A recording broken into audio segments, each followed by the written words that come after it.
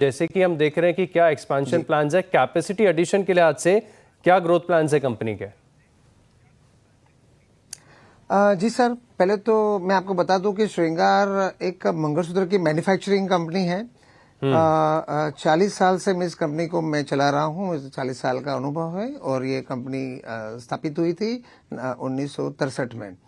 अब कॉर्पोरेट जगत यानी कि ये जो ऑर्गेनाइज्ड वर्ल्ड है वो इतना एक्सपांड कर रहा है इंडिया के अंदर, जो आज 35% मार्केट शेयर उनके पास है, तो वो और भी आगे बढ़ रहे हैं और मैं तकरीबन सभी से श्रृंगार उनका सप्लायर रहा है और उनके साथ आगे बढ़ने के लिए हम ज़्यादा से ज़्यादा डिज़ाइंस, प्रोडक्ट, सप्लाई उसके अंदर आगे बढ़ाएंगे।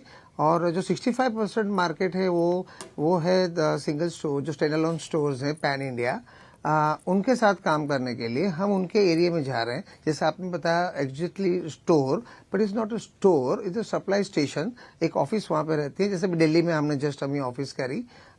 उसका सीधा मतलब ये है कि नॉर्थ में जो अच्छे 5 स्टेट है बड़े, उनके यहाँ पे जो सिंगल स्टोर्स हैं, जो मुंबई से उनकी कनेक्टिविटी इतनी स्मूथ नहीं होती, तो हम उनके एरिया में जाकर के ज़्यादा से ज़्यादा हम माल को सप्लाई कर सकें। ऐसी ऑफिस अभी एक महीने में पुणे में हो रही है एंड देन एक साउथ में। तो इसी माध्यम से हम पहले तो जितने भी मेट्रोज हैं वहाँ पर श्रृंगार अपना प्रेजेंस वहाँ पे करेगा, अदर देन कॉर्पोरेट्स और ऑर्गेनाइज प्लेयर, क्योंकि इंडिया के अंदर अभी अपना मार्केट शेयर श्रृंगार का केवल 6% है। तो हमारे पास मल्टीपल टाइम आगे बढ़ने की हमारे पास जगह भी है और 2 टायर 3 टायर सिटीज को कवर करने के लिए हमने फैसिलिटेटर अपॉइंट करना शुरू कर दिया। आज 5 फैसिलिटेटर ऑलरेडी हैं और वो 40 की मात्रा में हो जाएगा पैन इंडिया, जहां पर श्रृंगार खुद ऑफिस नहीं कर सकता। तो छोटे क्षेत्र के अंदर 2 टायर 3 टायर सिटी के अंदर, तो ये फैसिलिटी के द्वारा अपने को श्रृंगार को एक बहुत बड़ा सेल का अपने को आंकड़ा देखने को मिल सकता है। ऑल राइट, तो बढ़िया एक्सपेंशन प्लान्स है, ग्रोथ यहाँ पर काफ़ी अच्छी देखने को मिल सकती है। और सर, क्योंकि आपने बताया कि आप B2B डील करते हैं तो आपको मार्केट डायनामिक्स का काफ़ी बेहतर तरीके से अंदाज़ा होता है।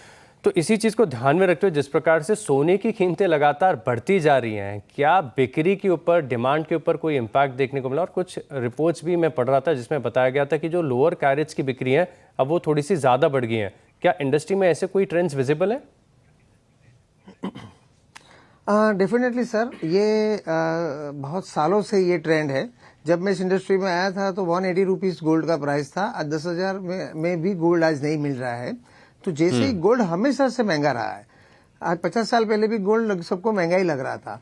तो एक समय आता है कि गोल्ड के अंदर जब इमीडिएट एक जंप आता है तो लोग अपनी खरीदी को थोड़े टाइम के लिए रोकते हैं, कैंसिल नहीं करते, उसको थोड़े दिन बाद लेंगे। जैसे कि भाव को सेटल हो जाना पड़ता है कि भाई अभी इससे ज्यादा भाव घटने वाला नहीं है, तब जाकर के फिर ये खरीदी फिर से स्टार्ट हो जाती है। और रही बात कैरेटेजेस की, 100% जो 22 कैरेट इंडिया का सबसे प्राइम मार्केट है, लेकिन वही सारी डिजाइनें आज 18 कैरेट के अंदर चलने लगी है, हॉलमार्क्ड, ताकि 10 से 12 से 13% प्राइसिंग भी उसके अंदर कम हो जाती है। इनफैक्ट हम श्रृंगार ने, चूंकि मंगलसूत्र एक बहुत पवित्र एक आभूषण है, तो हमने 24 कैरेट हॉलमार्क मंगलसूत्र भी बनाते हैं और आज की तारीख के अंदर उसका भी सेल और डिमांड बहुत आता है। तो हर प्लेटफॉर्म के लोग हैं, हर मानस के लोग अलग अलग हैं। किसी को 24 कैरेट भी चाहिए, 2 पैसा ज्यादा भी लगे तो वांधा नहीं, बट ये जो गहना है, ये मंगल सूत्र, ये अपने आप में मंगल है। तो हर तरीके के कस्टमर है और बढ़ता जा रहा है मार्केट। जिस दिन ऐसा लगे कि अब स्टेबल है, उतार चढ़ाव जितने कम होंगे उतना मार्केट स्टेबल रहेगा। उतार चढ़ाव की वजह से मार्केट स्लो हो सकता है, खरीदी रुकेगी नहीं कभी। ऑल राइट सर, FY25 में मैं देख रहा था कि महाराष्ट्र तकरीबन रेवेन्यू का 50% के करीब का कंट्रीब्यूशन देता है। थोड़ा सा कंसंट्रेशन रिस्क यहाँ पर नजर आ रहा है, इसको कैसे एड्रेस करेंगे? जी सर, मुंबई इंडिया का कैपिटल है, आर्थिक राजधानी है। जितने भी कॉर्पोरेट्स हैं उनके हेड ऑफिस मुंबई के अंदर है। हालांकि उनके शोरूम बहुत सारे महाराष्ट्र के बाहर है। तो ये पैन इंडिया छाए हुए हैं, बट जो बिलिंग साइकिल उनकी होती है वो मुंबई में होती है, महाराष्ट्र में होती है, उसी की वजह से ये आंकड़े आपको हमारी बुक्स के अंदर इस तरीके से दिखते हैं।